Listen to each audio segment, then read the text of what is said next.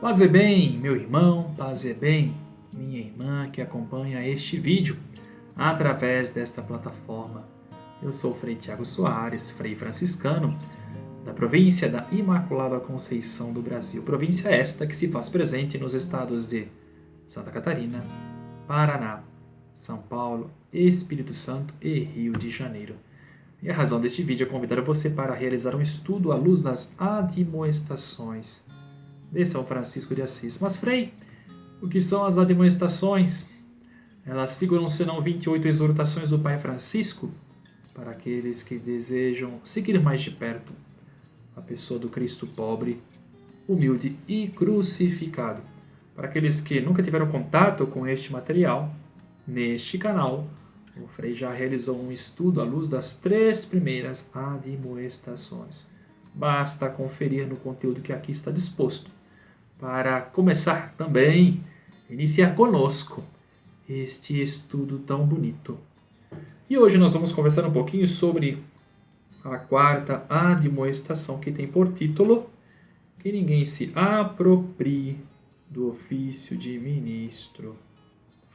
O livro que tenho em mãos é este, Escritos de São Francisco, material que fora publicado pela editora Vozes.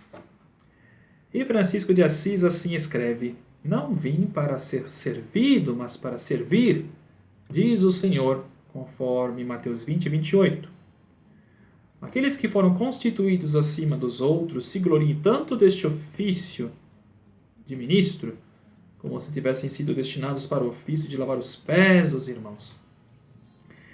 E se mais se perturbam por causa do ofício de ministro que lhes foi tirado do que por causa do ofício de lavar os pés, tanto mais ajuntam para si bolsas para perigo da alma. Pois bem, olhando aqui atentamente a estrutura deste escrito, observamos que Francisco começa a sua admoestação com uma fundamentação bíblica, conforme Mateus 20, 28. Vamos tomar a Sagrada Escritura para ver qual é o contexto que ajudou Francisco de Assis a pensar este escrito. Então, com a Bíblia aberta, no livro de São Mateus, capítulo 20, dos versículos de 20 a 28, nós temos o seguinte: ao pedido da mãe dos filhos de Zebedeu. Então a mãe dos filhos de Zebedeu, juntamente com seus filhos, dirigiu-se a Cristo, a Jesus, prostrando-se para fazer-lhe um pedido. Jesus respondeu, pergunta: que queres? Ao que ela respondeu: ordena que estes meus 2 filhos se assentem, um à tua direita e o outro à tua esquerda, no teu reino. Jesus respondendo disse: não sabeis o que pedis. Podeis beber o cálice que hei de beber? Eles responderam: podemos. Então lhes disse: sim, bebereis de meu cálice. Todavia, sentar à minha direita e à minha esquerda não cabe a mim concedê-lo, mas é para aqueles aos quais meu Pai o destinou. Ouvindo isso, os 10 ficaram indignados com os 2 irmãos. Mas Jesus, chamando-os, disse: sabeis que os governadores das nações as dominam? Uma realidade que não está tão distante de hoje, né? Sabeis que os governadores das nações as dominam e os grandes as tiranizam. Entre vós não deverá ser assim. Ao contrário, aquele que quiser tornar-se grande entre vós, seja aquele que serve, e o que quiser ser o primeiro dentre vós, seja o vosso servo. Desse modo, o Filho do Homem não veio para ser servido, mas para servir e dar sua vida como resgate por muitos. Então aqui está este contexto posto que fala diretamente a nossa condição humana, né, de querer estar acima, de querer controlar. Isso é uma tentação que acompanha os nossos passos desde os primórdios e, como podemos observar, não estava também distante da comunidade dos 12. Mas isso fere totalmente, esta realidade que Francisco chama a atenção, ela fere totalmente o projeto de Deus. Por quê? Nesta pulsão tão negativa, o humano esquece que o outro é irmão, é teu companheiro, é a imagem e semelhança do próprio Deus. É este irmão que o Senhor nos dá que possibilita a vivência do Santo Mandamento. Jesus Cristo, na última ceia, deixa o mandamento do amor. Amai-vos uns aos outros, assim como eu vos amei. Então, eu só posso viver esse amor na relação com o outro. E depois o próprio Senhor pede o seguinte: se eu, vosso mestre, Senhor, vos lavei os pés, deveis também lavar os pés uns dos outros.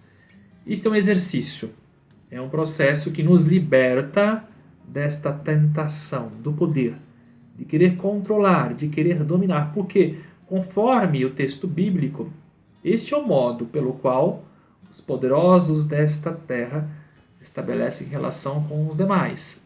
Domínio, tirania. Por quê? Distantes do coração todo amoroso de Deus, o que lhe resta? Vai restar à condição humana os vícios e pecados. Tudo de bom, conforme o Santo de Assis já apontou lá nas primeiras admoestações, tudo o que há de bom em nós é o próprio Deus que possibilita.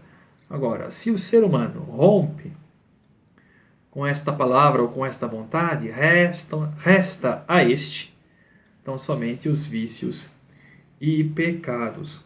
E Francisco põe um modo todo próprio aqui de exercer este ministério. Então, aqueles que foram constituídos como prelado ou ministro devem realizar como se fossem convidados a lavar os pés dos irmãos. Isso aqui é um modo todo próprio de olhar para Jesus que, saindo da sua condição divina, de toda a sua glória, se fez pequeno. E ele se faz pequeno justamente para tornar o gênero humano grande. Ele se fez escravo de toda humana criatura. E no tempo de Francisco de Assis a luta também foi muito grande, porque ele vivia numa sociedade medieval, piramidal, os maiores e os menores. Mas Francisco quer estar juntamente dos menores, por isso a ordem recebe este nome, Ordem dos Frades Menores. Desejo que os meus frades sejam menores, a fim de ter por maior, tão somente, o Senhor que se fez pobre. Aqui está um exercício que Francisco de Assis assim propõe, justamente por conta do quê? Francisco é um homem que conhece muito bem a condição do gênero humano. E para propor um exercício a fim de vencer essa tentação, ele coloca o modo de realizar esse ministério na mesma dinâmica do Senhor, que se fez servo, que lavou os pés uns dos outros. Isso significa ser ministro. Ministro, ou superior da comunidade religiosa, é aquele que nos anima para o seguimento de Cristo. E não é somente uma animação verbal, mas a partir da própria vida. O ministro dá a sua vida em favor da comunidade. Ele é o primeiro a servir. É o primeiro a tomar as iniciativas que concorrem para a vivência do amor serviçal à luz da pessoa do próprio Cristo. Isso me fez lembrar uma história. História não, foi uma situação que aconteceu em Guaratinguetá, quando eu morei por lá, e o frade guardião era muito novo, e ele comentava conosco, né, que no início da tarefa, ele confiada, pairavam algumas dúvidas, e ele foi ter com um dos frades mais experientes da fraternidade, Frei Wilson Steiner, de saudosa memória. E Frei Wilson respondeu para ele: olha, nos trate tão somente como irmãos. Se você nos tratar como irmãos, tu saberás por onde percorrer e vai saber como viver melhor este ofício que foi confiado a você. Então, o ofício de ministro, de prelado, é dom. E como dom, é uma oportunidade de fazer crescer em nós a graça de Deus, a fim que o nosso coração, nesse exercício, né, de nos libertarmos das situações que concorrem para este domínio, possa ser substituído ou possa ser transformado à luz do coração do Senhor, que faz da vida doação, que lava os pés, que promove a vida de toda a comunidade. Agora, existe aqui uma situação que é um tanto que perigosa. Por quê? Quando o Francisco de Assis trata da questão da perturbação, por conta do frade ou do irmão que perde, entre aspas, né, ou que foi convidado a deixar esse ofício de prelado ou de ministro da comunidade. Isso aqui ainda aponta indícios de que o irmão assumiu este ministério só que não no Espírito, na força do Espírito do Senhor. Assume esse ministério como uma maneira de promoção da própria imagem, da própria pessoa.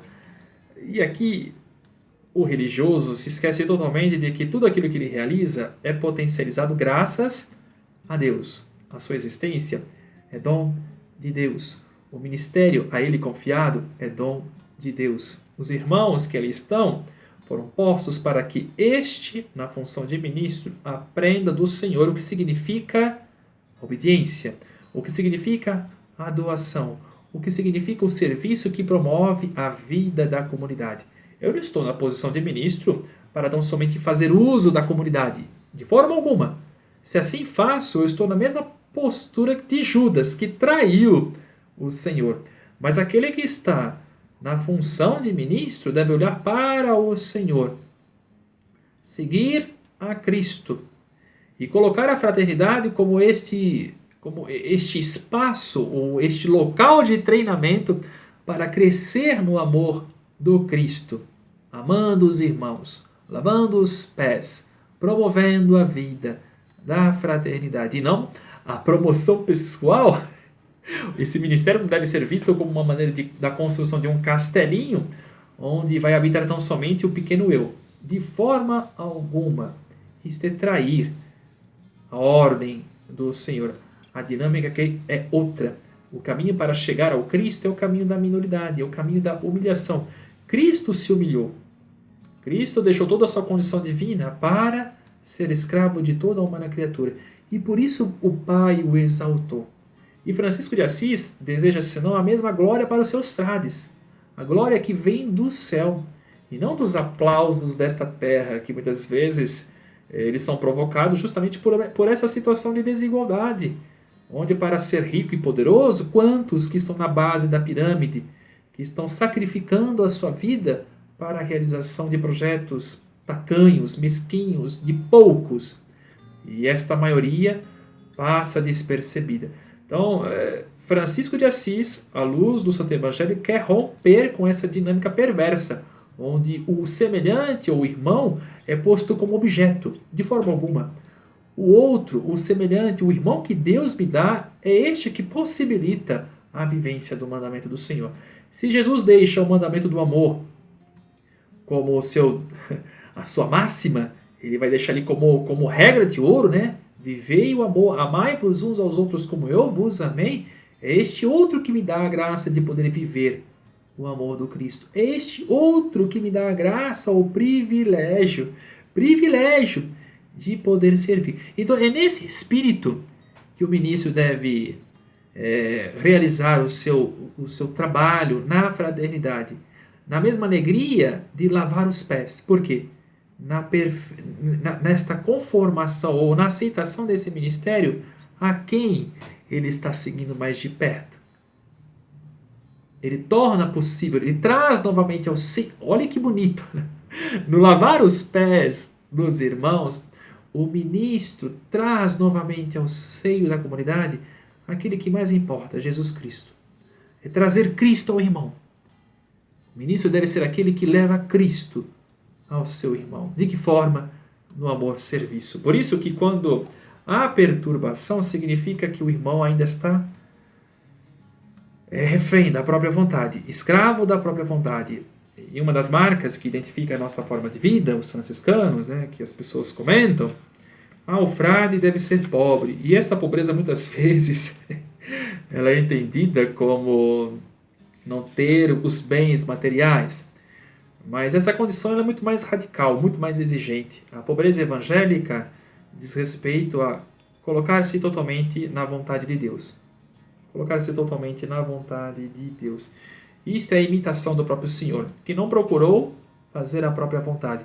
Eu não vim para fazer a minha vontade, mas a vontade daquele que me enviou. E a sua vontade é que toda humana criatura tenha a vida.